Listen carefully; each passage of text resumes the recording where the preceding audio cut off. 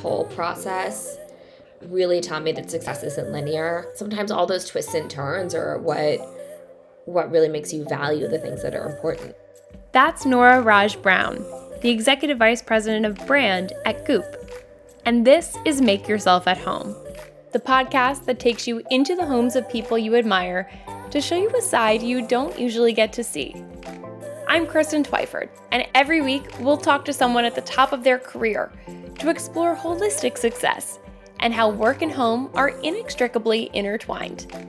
Along the way, we hope to inspire you to live well, whatever that means to you.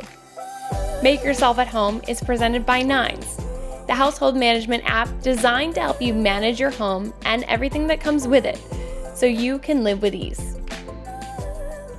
Today, we're in Noora Raj Brown's home in Pacific Palisades, California, talking about finding a sense of belonging after years of transience and reframing how she thinks about success.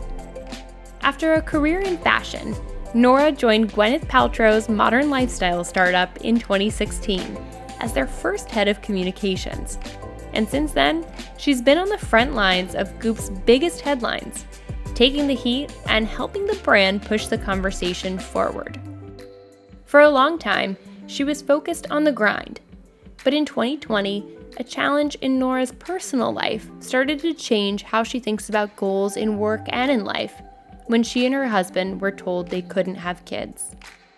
Then, after a tough round of IVF, a global pandemic, and an unexpected gift from a friend, they welcomed their daughter Lily. And Noora realized her true North Star. Make Yourself at Home with Noora Raj Brown.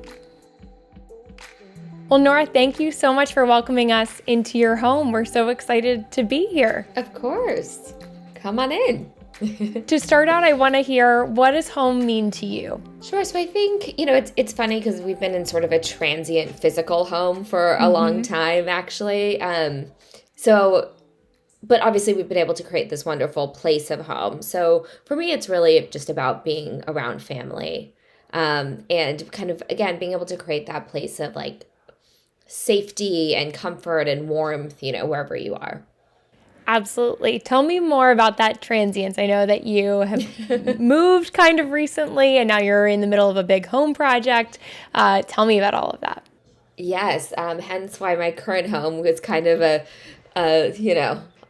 there's a lot going on. But so we moved from New York actually probably like a year or two before the pandemic. And I'd moved to LA for work, but it sort of coincided that one, as we were moving, my husband had started a new job, which meant that he was going back to New York for 3 weeks out of the month, pretty much. He had co-founded a company in New York, and the good part was it was doing well, but the negative side of that was I never saw him, which is, it's really tough to move to a new city and not have a place of home, and then also not really have, a family either that you've moved with, and you're kind of in a very transient space.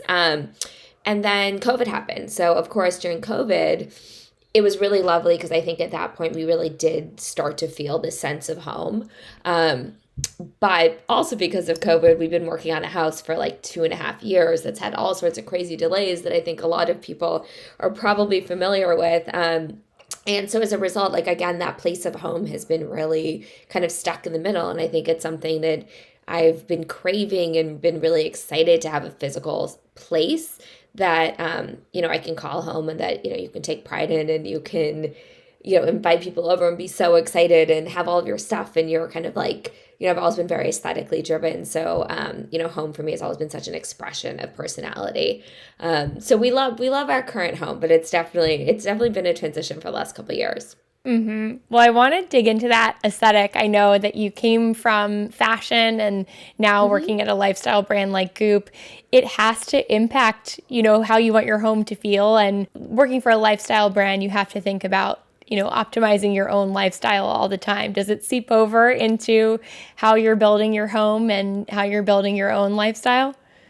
Yeah, probably a little too much, I would say. I think what we do the best at Goop is that we really curate the best of the best, like, and the idea is that there should be no time for sad sushi. You should make every choice count. So when you're buying something or if you're eating out or whatever it is, like, you want that to be something that brings you a lot of joy.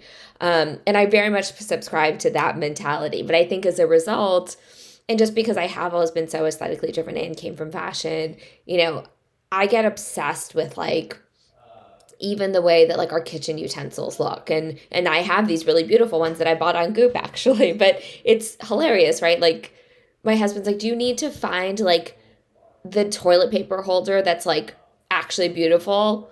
Instead of, like, can we just have a normal toilet paper holder? But yeah, I think, like, when you're surrounded by beautiful things and you see, the opportunity for everything to kind of have an aesthetic story, it's definitely easy to always want to find something that complements that. For sure. I think it's almost more important with those things that you don't really want to deal with in your home. Like, if you can make your toilet paper holder something that actually brings you joy, why not do that?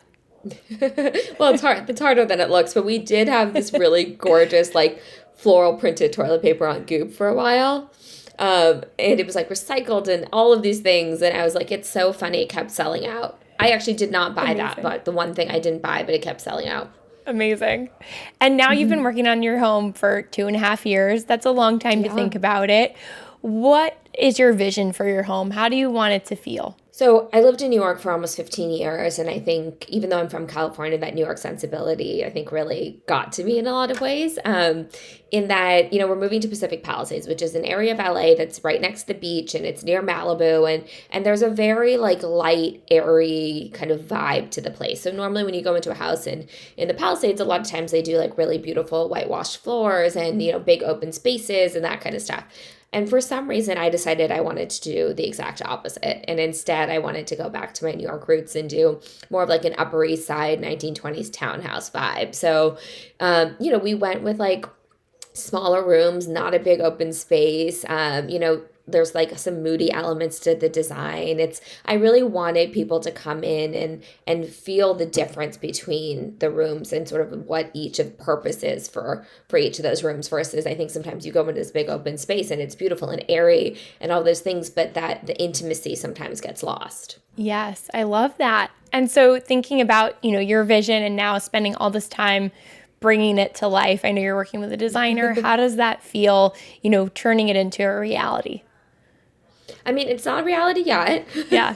So, hopefully soon. But it's been really exciting. It's been really fun. Home is such an expression of personality, and same, it's interesting when you look at fashion and home because people are often really interested in both. And even when you look at some of, like, the big leading fashion retailers, home is a category that they always end up introducing. And I think that's because those two things really go together. The way you entertain, the way your table looks, and the way you dress, like, all of that kind of tells a story. And that doesn't mean, your story could be, like, effortlessness, like, you could be the kind of host who's, like, barefoot and people come in and it's instantly, familiar, and that's, like, an incredible story. Or you can be the opposite end. You could be the kind of host who's, like, I have a friend who literally, no matter when I see her, no matter what occasion, like, she's just always dressed. Like, I don't think I've ever seen her in jeans. And, like, she's a certain type of entertainer, where, like, everything is so beautiful and not stuffy, but formal in a different way, Mm-hmm. So I think those things are just so linked, especially for me. Yeah. What's your host style or your entertaining style? So I grew up, I'm Indian, and I grew up in a pretty Indian household. My parents came over in the 70s. And so I think I brought in a lot of those traditions in that, like, it's very much around the food, and it's very more is more. And, Indian culture is famous for color. So I've never been, even my home is the same way. Like, I've never been somebody who's afraid of color. I mean, I guess right now I'm wearing white, but in general, you got some pops of color going. Yeah, a little pop. In general, I love to embrace different patterns and colors, and I love the way they look together. And so, yeah, for both fashion and for home, I think I lean into that aesthetic. I've never been someone who, like, is going to do a super minimalist. I think it's very cool, but I'm just not a minimalist. Yeah. How do you think that your upbringing really impacted sort of every aspect of your life, even when you're looking at what you wanted in your career or what you wanted for your life in the future? I'm sure that touched so many different aspects of your life too. Yeah, absolutely. I mean, it's funny because I think it's like you often rebel against what you know, you know? Mm-hmm. And so I grew up in as I mentioned, Indian household where my father was in tech and my mom was a doctor, or she was in medicine, not a doctor. But, and she came, they came from very much that mentality of like, you want to be a doctor, you want to be a lawyer, you want to be, we had a big history of being in the arts in my family, but it was much more serious, like it was really like, oh, this person is a poet and has just devoted their lives to poetry, and it was this very austere, serious academia. And so I loved fashion, like from a really young age. Like my parents are always like, we don't know where you came from, like from like 3-4 years old. Like I just like always navigated towards dresses. I was always like very girly. I loved to shop. Like I was really interested too in like the fabrics and how things came together and like why people were buying what they were buying, and in a way that my parents just like never considered. So it was funny. It was like kind of the opposite, I think, from, the things that they were focused on. And, at first I think it freaked them out a little bit. Like they were like, what, you're going to do what? Like you're going to major in writing and then like study Italian literature and then you're going to go to New York and like work in a fashion magazine. Like I grew up in a house where you only had Newsweek and Time. Like there was no, like I would go buy Vogue and like Allen Bazaar and all of those, but like my parents didn't really understand like what those were or really that it was a career. But to their testament, a testament to them, they like after I came to New York and I was working really hard and they could see actually it in action, they finally were like, oh, okay, you do have a real job. Like we don't need to be like up at night worrying that you won't be able to feed yourself. Yes, amazing. And what else did you picture for your life? I know you sort of rebelled and thought you would go in a different direction with your career, but what did a successful life look like to you? And what were you thinking about growing up that you wanted for yourself? I think I always wanted a big career. I think I saw how hard my parents worked. They both worked for a long time. My mom then ended up becoming a yoga teacher, but she was so like impassioned by that. And my father, too, worked incredibly hard, but it was like, the career gave him a lot, too, Yeah. like from an emotional standpoint. Like they were really inspired by their work. And I think growing up with that sort of model was just something I wanted for myself. I wanted to be able to make a contribution in whatever way that would be, I mean, whether that's selling shoes or whatever it is. But I really wanted to have a career. And I was actually less focused on children, which is, now I have a daughter, she's a year and a half, and I mean, like, all the cliches that people tell you are true, So even though that wasn't something that, like, I always was like, oh, I want kids, but, like, maybe I'll do it later or, whatnot. And then when we finally tried to have kids, it took us forever. And so, but it's been, like, one of the best things that ever has happened to us. And she's just, like, such a joy. And it's really, like I said, everything that people say is true. Like, it just gets better and better. Amazing. Yeah, what do you think you've learned from her so far? She's still so little, but I know it wasn't an easy journey to motherhood. And, what do you think you've learned from becoming a parent and being her mom? Yeah, that's such a good question. I mean, I think the whole process really taught me that success isn't linear. And that's something that I then, kind of learned in my career as well. But I think at that time, I'd been so focused on work and I'd been so focused on just like that kind of grind. Yeah. And, I was like on a plane every other week and, going for the first year that we lived in New York, in LA, partly because my husband was in New York all the time, but also just because like I didn't have like real roots or a sense of home or belonging here. So like I would literally go on every single work trip. Like I'd be like, yep, I got it. Don't worry about it. Like I'm happy to go. And it was really fun, right? Like we would go to Tokyo for like 3 days or we would go to Paris for 2 days. And it was like always really exciting. But it does leave you with that sort of transience as we talked about before and not really having like a real place of belonging. So if I wasn't on a plane, if I was home for too long, I would get really antsy. And I was like, I need to like get back on a plane. Yeah. But yeah, it really, I think like, that whole process and now too, it's like you just can't control your life, and you can't control, you can do your best. And with her, it's very much that, right? Like, she has come out the same way I did. She came out with so many opinions, and she knows exactly what she wants, and she's so confident, and I love all of those things. But like, I realized every single day that like I can't impart, my desires on her. I can try, I can try to like steer her, but even at a year and a half, like, she is her own person, Yeah, that is amazing. And how cool that already at 1.5, you already see that confidence coming through. That's so cool.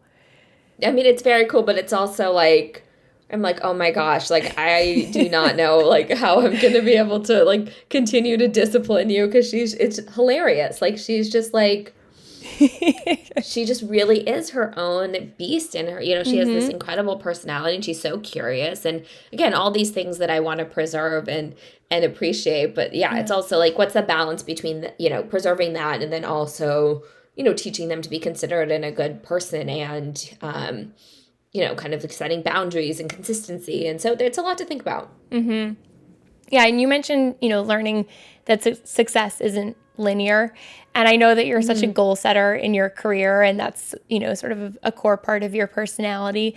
Tell me about that process of, trying to get pregnant. And I can imagine that that's really hard, to be a goal setter and to usually feel like you're in control. And then, that process is sort of out of your hands.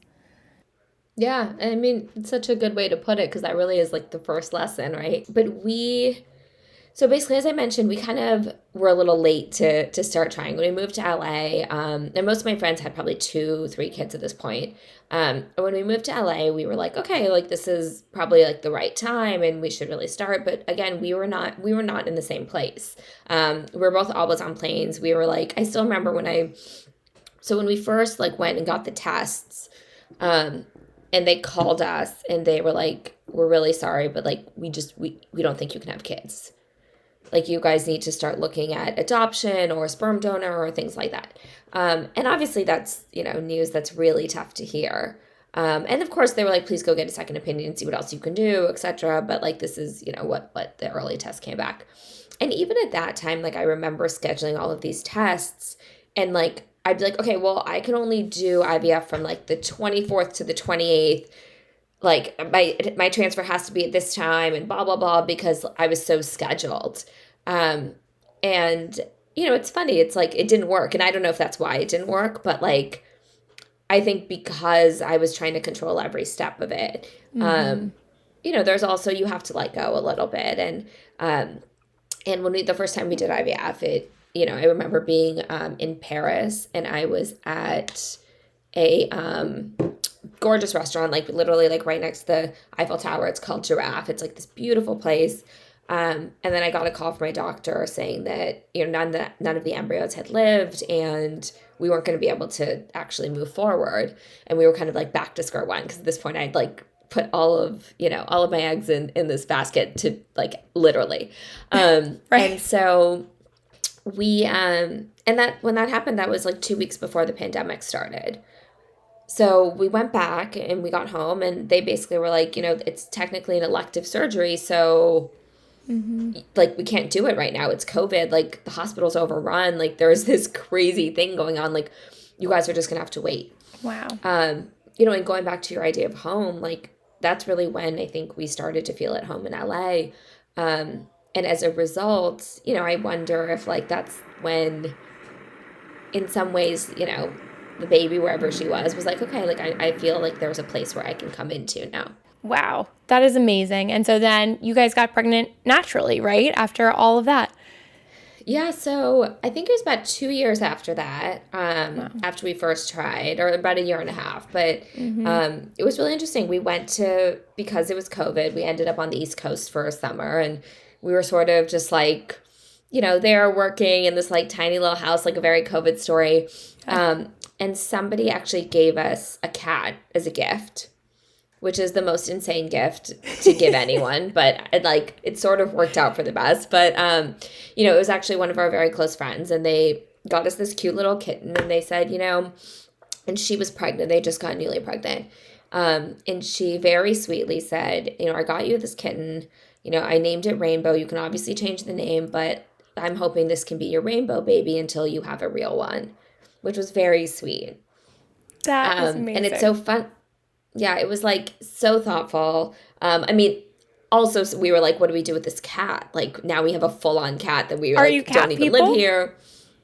I mean, not really. I mean, I had a cat and a dog growing up, so I was more into it. My husband was like, what just happened to us? But, you know, like, back to, like, you can't control everything, you know? And we were kind of like, well, we're not going to give it away. Like, this was, like, now we're stuck with her. It's your rainbow baby now. It's our rainbow baby. And it was really funny because we got back to LA, and like, a month or so later, I was, like, gearing up for another round of IVF, and I randomly took a pregnancy test. I actually thought I had COVID because I was like really tired and just sort of like, I was like, something's up with my body. I don't know what it is, but I can feel that something's wrong. And so I randomly took a pregnancy test. I think I just like had it in my bathroom. And then I flipped out because I was like, wait, this can't be possible. Like they said there's no way. And I called my doctor, who I love, who's incredible, but she's very, like, straight-laced, you know? Yeah. Like, she's very, like, I was like, should I do acupuncture? And she was like, I don't know, there's not double-blind studies. Like, she's very... Yeah. Like, by the book. I'm a little more in the middle. Yes, she's very by the book. And I called her, and I was like, I can't believe this, but I think I'm pregnant. And we went in for the appointment, and she was like, did you do anything differently? And I was like, no, I mean, I was like, we got this cat that somebody gave us. Like, it was like out of like 10 things that I said had, you know, happened over the summer. And she was like, I know this is going to sound crazy, but like, I really wish I could prescribe people animals, because there's so many people that, you know, she's a fertility doctor, right? Like, she's like, this is what she does. And she's like, there's so many people who I try everything with, and then like randomly they'll get a dog and they come back and they're pregnant. No way. Yeah, it was really wild. So That's I don't crazy. know that it's Rainbow's doing, but Yeah, that is amazing. That is wild. Now you have this rainbow baby it was really and your wild to real hear that. baby to take care of. It's a total life change. That's crazy. I know. Now we have a full house, but That's amazing. You mentioned that success is not linear. What a crazy story. Like, so many twists and turns. Do you think that from that you've been able to learn that at work too? Like, take that to other parts of your life? Has that moment in your life kind of changed how you look at the picture overall? yeah, absolutely. I mean, you know, when I first got pregnant, I just got a promotion at work, and I was so focused on like, I need to get this title, and I need to be this by this age, and blah, blah, blah. And like, you know, I was like really, really, for like 15 years, that's kind of like had been my North Star, which like, you know, you realize that like, that's not a true North Star, but like I just been so focused on it. And then once I had the baby, I realized, I was like, wait, like, you know, my North Star is actually not that at all. And like, work is important, and I'm really impassioned by it and excited that I have something. But it completely changed the way that I look at things. And it also completely changed the way of like, I was like, you know what, like my goal should really be to live much more in the present, and to say that like, I should just be enjoying the things that I'm doing right now. And if I'm passionate by it and I'm learning and I'm get to do like really fun, interesting things, like that should be the goal, versus like this sort of rat race that I think you know, for so long we were raised on. But I definitely think it was fully because of that experience, and realizing that like sometimes all those twists and turns are what really makes you value the things that are important. Yeah, that's amazing. And at Goop, you've been able to work on some really incredible projects that are, you know, the kind of conversations that people avoid at their own dinner tables, but they definitely avoid it in more of like a public discourse. And yet you guys are kind of bringing these conversations to light and, you know, poking fun at certain issues and making it more interesting and compelling, and bringing it into our conversations, both, you know, personal conversations that people are having and in the news. And, you know, your role is a huge part of that at Goop. And so I am curious which ones have felt like the most personal to you. I'm sure that there are some that really hit close to home. You guys have covered Roe versus Wade, the diaper tax, you know, postnatal depletion, all of these different big projects. Which ones have been really personal to you and have, you know, really resonated with you in your own life? That's a great question. And thank you so much for saying that, by the way. I mean, that really is what we try to do in terms of pushing the conversation forward. There's been so many. I think Roe versus Wade, of course, was one of the ones I was most excited to work on. I think so often, well, it's twofold. One, I think that was the first time, at least in my life, that, I'd really felt that there were fundamental rights that were being taken away. And, and I'm lucky enough that that was the first time that I did feel so, personally affected by it. But, and you feel so helpless, at the same time, where, of course, there's like, you can donate and there's things you can do and whatnot. But I was really excited to do something that felt like we were pushing the conversation forward, and we were, trying to get awareness through a lot of different ways. And so that was really exciting. We have a very famous product called the Vagina Candle, which I'm sure some people know about. It's called the Smells Like My Vagina. And the whole idea behind the candle was this subversive nature of like, why are women's body parts, like, why are we all giggling about this, right? Like, why is this like so controversial that you're naming something after a woman's body part? So when we partnered with ACLU, we created one called Hands Off My Vagina. And we released it right around Roe versus Wade. Of course, all the proceeds went back to the ACLU and to all that they're doing for reproductive freedom. But that was one that I loved. It was really fun to work on. And the ACLU are just incredible partners. So, I actually just had coffee with the woman who's our like entertainment partner on the ACLU on Monday. And she's just like such a source of information and of inspiration. I also loved the one we did on the diapér, which was like it was a very goopy way to do it. And, I think that's like one thing that I also really appreciate about the brand is its ability to be bold and to take risks. And as to your point, sometimes like if you're the one pushing the conversation forward, that usually means that you're also the one who gets all the heat. But I think it's a place that, we've decided that it's okay to be in, because at the end of the day, like what we're trying to do is shed light on women's issues or on, family issues or issues with self, like things that need to be examined. And I think in your role, you're the first line of defense as, the head of the brand at Goop. When news is breaking and people are talking about your brand, that's sometimes the best role to be in. And then it can be also a very challenging role to be in. You're the one who has to always be on. You're the one who has to be answering these calls, making the call when, you're having to offer a statement. So how hard is it not to take your work home with you? And tell me a little bit about that pressure that you're under, working with a brand like Goop, who it's not a wallflower brand. It's a brand that likes to take a stand. Yes. I think it was really hard for a really long time. And, when I first started at Goop, it was, 20 people, 25 people. And I was their first ever communications hire. So the first few years were really, really tough. I mean, I'm thankful that I didn't have kids at that time, and I was sort of able to be always on, because I didn't have a team. I didn't really have real support. And now it's so different. But I think so much of it was when you're in a stage of reactionary activity all the time, you can never get ahead of things, Yeah. And at that point too, we were a really small company, but because of the platform that we had, which has been so great for us in so many ways, but at the same time, when you're a startup, you're figuring things out as you go along. And so every mistake we made was on this big public stage versus most companies are oh, we kind of we should have done this a little bit differently, but maybe it affected 20 people, 30 people, 100 people. It's not every news outlet is picking up everything you do wrong, or not even everything you do wrong. Sometimes they're looking for things that you do wrong, even if you're not doing them wrong. It's both. So, so there are a lot of times in Goop, it occupied a certain place in a lot of people's minds.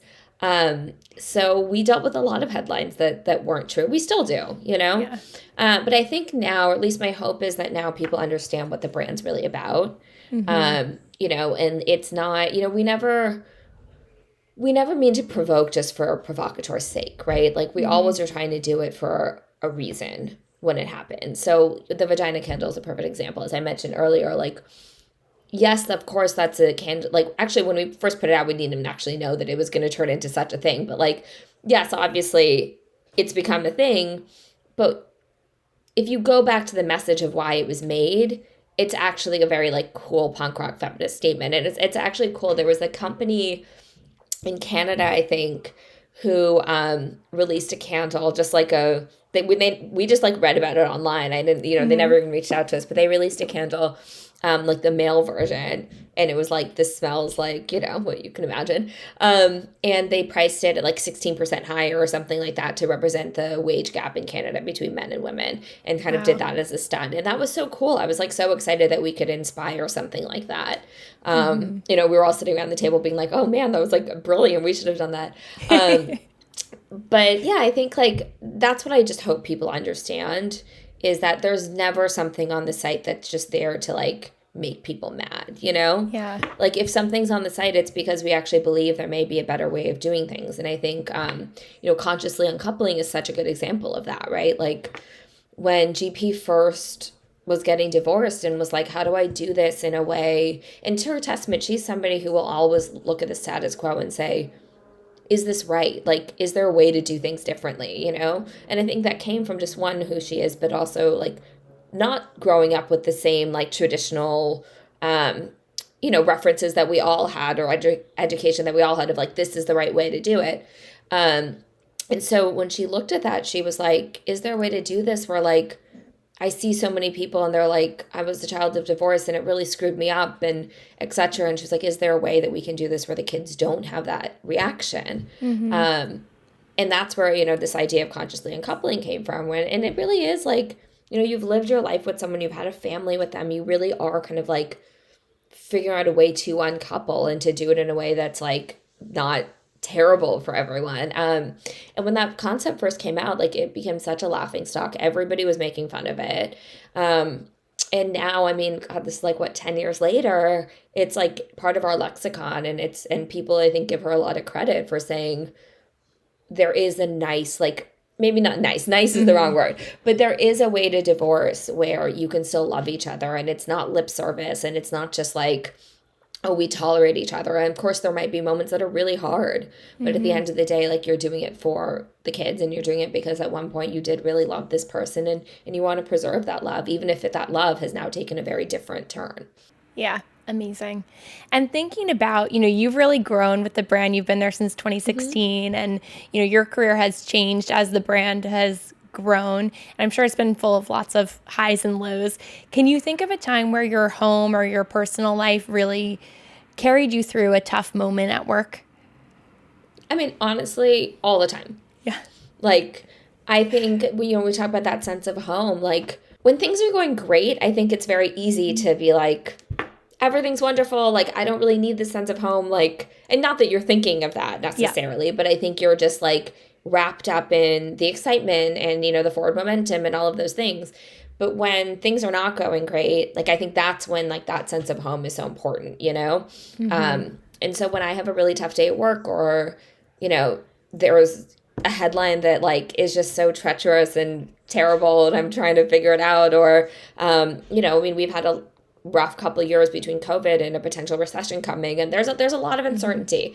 And the first thing I always want to do is see my husband, and now see my husband and daughter, So I think that sense of home, like, is really the only thing that kind of has gotten me through. I mean, of course, there's like, you're resilient in so many different ways, but I think having that sense of home and having that also understanding of like, there is something important at the core, no matter what happens career-wise, has been probably the most important thing for me. That's like kept me balanced.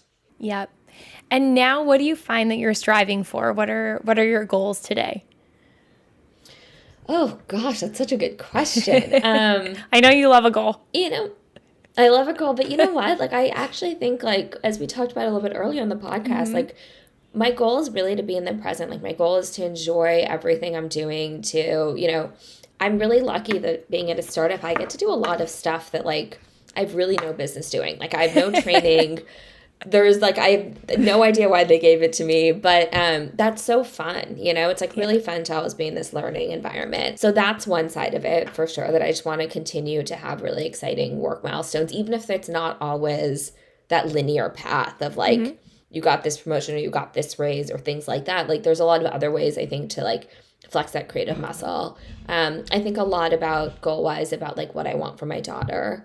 And what kind of mother I want to be, what kind of example I want to set. And because like going back to, you know, what we were saying too, is like you have so little control over the way these kids turn out. And there's so many other influences they're going to have, right? So like the most you can really do is like be the best version of yourself possible and like love them and give them guidance and show them like really wonderful modeling, whether that's like picking up a book at the end of the day or like taking time to go on a date night with your husband and having your kids see that and have them like realize, oh, they really work on their relationship, or again, being really passionate about work, you know? And also like having a daughter who grows up being like, oh, my mom loved her job. Like that's really fun. That is really fun. And as you're thinking about your own upbringing, what do you want to pass on to her and how do you want to parent like your parents? What do you think that you'll do the same as them? You know, I have so much respect for my parents, and it's funny because the second you become a parent, you're like, oh, I get it, you know? Like everything makes sense in terms of like all the things you're mad at your parents for doing or, you know, you're like, my mom wouldn't let me do X, Y, and Z. And now you're like, oh, I totally get why she wouldn't let me do this. But, you know, my parents are really philanthropic. And like one thing that I really appreciate about them was that they're not, you know, it's really easy in LA and New York and everywhere, but like I think those cities sometimes bring it out even more, to always think more is more, you know, and to always think like, okay, I have this, but like this would be really amazing and I'm seeing this over here and like it'd be really great to have like this kind of house or whatnot. Like there's so much you can want, right? Like from a material perspective. And my father worked at a pretty successful company, had a great career, and not necessarily at the height of it, but I think like he retired pretty early. And he said, and he didn't stop working, but he said, you know, I really want to go focus on working in nonprofits and I want to like take my skills and talents and lend it to things that, you know, I care about. And a lot of times like he would advise startups and be like, I don't need the equity, like you guys keep it. Wow. And I think that it was such a nice lesson. And he said this to me from when I was little, that like, eventually you have to make a decision of what's enough for you. And when you reach that level, like you also have to be really cognizant and say like, I've reached it, like I'm good. Like I don't need to keep like, if this is not fulfilling me and serving me in the best possible way, then like, who cares that you can have more and more and more, you know, like that's not the point of life. And I thought that was really like, I don't think I got it at the time. But you know, the older I get, and again, like, you know, after having kids, like it is so valuable and I think a really hard lesson to learn. And I don't know that I've like learned it fully yet, but I always have that in the back of my head. And that's something that I really want to pass on to my daughter of like understanding that you have to have an idea in your head of like, when have I reached this, like when have I reached a milestone where I can finally say like, this is enough and I'm happy with what I have and I don't have to keep like striving and searching, or I'm going to strive in a different way, you know? Yeah. Yeah. And strive to give back in a different way. I love that mindset. Sure. Or like do something that you're really passionate about. And it doesn't have to necessarily be like giving back to the community, although that's an incredible thing. But like, you know, there's so many avenues we don't take, you know? Yes, absolutely. Well, this has been an amazing conversation. Thank you so much. I want to get into our lightning round of fun questions to wrap it up here. So to start out, what's your favorite room in the house? And I know your house is a work in progress. So, but in general, what's your favorite room in the house? You know what? I love the powder room. You can have the most fun with a powder room. Yes. Like you can go wild on the decor. It's like a small jewel box. Like I love a really wildly patterned kind of like crazy powder room. So from a design aesthetic, that would be my favorite room. What's one decision that you're excited about for your new home? I'm really excited about the landscaping outdoor. We did like all these really beautiful, entertaining moments. And you know, when I think about like what I'm most excited to do in the house. It's like really to like have friends over, like make beautiful memories, have like the kids playing in one area and have like, you know, the adults kind of like having dinner nearby and having everyone coexist. And so I'm really, really excited to like have that California backyard. Love that. What's one of your prized possessions? Oh gosh, I have so many. You know what? I'm a big jewelry gal, if you couldn't tell. And actually this necklace is probably one of my favorite things. I bought this when my daughter was born. It has all of our initials on it. And then my boss actually gave me this one, this little charm, which stands for resilience. When, you know, we were in the middle of COVID and things were pretty tough for, you know, for e-com businesses and businesses that had like big live events, you know, portions and things like that. And so I love looking down at this and kind of feeling that wholeness and resilience. Yes. What's a mantra that you live by? More joy every day. Love that. I stole that from my therapist, but it's, yeah. It's a very good one, and I think I'm going to steal it too. Really I love it. You can have it. I know. I think everyone needs a little bit of that. I think that's important. What's something you remember loving about your childhood bedroom? Ooh, you know, I had these beautiful windows, like these really big windows, and I would always look into the outside, into the backyard. And yeah, I remember like going to sleep and like staring out at those windows and kind of feeling the expansiveness of the universe. Oh, love that. What's a Goop product that you love that you have in your home? Oh gosh, also there's so many. I mean, my favorite right now is I have sleeping issues, like pretty like bad insomnia.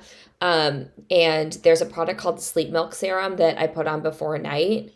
And you sleep in it. It's like a great like brightening, dark spot, lightening type serum. And you wake up in the morning and you just look like awake and glowy. And that is like, I need that for every morning. I put it on last night because I was like, I have to do this podcast and I can't look like I didn't sleep and woke up at 2 a.m. So I'm going to have to get some of that. That sounds amazing. I'll send you some. It's great. What's one thing that you've learned about living well from Gwyneth Paltrow?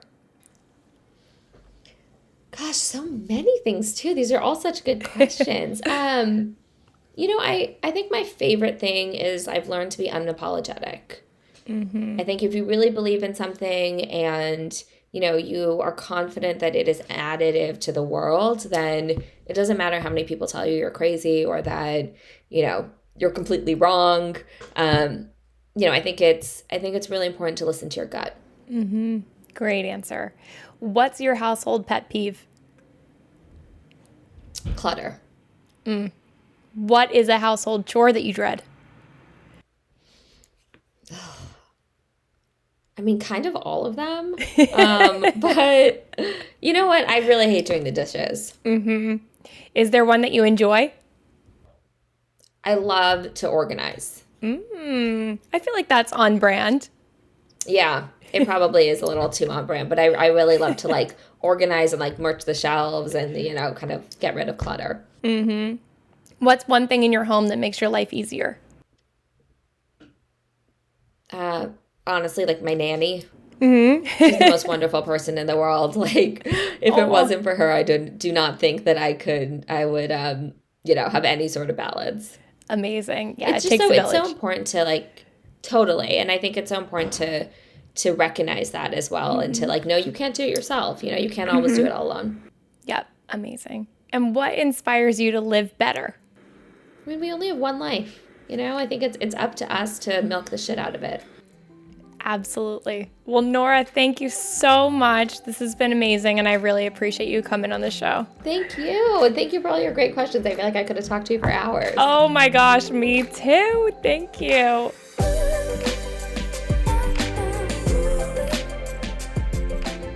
Thank you to Noora Raj Brown for welcoming us today. Follow along with Noora on Instagram at Noora Raj Brown and at Goop. I'm Kristen Twyford, and if you enjoyed our conversation, I hope you'll subscribe to Make Yourself at Home and leave us a review.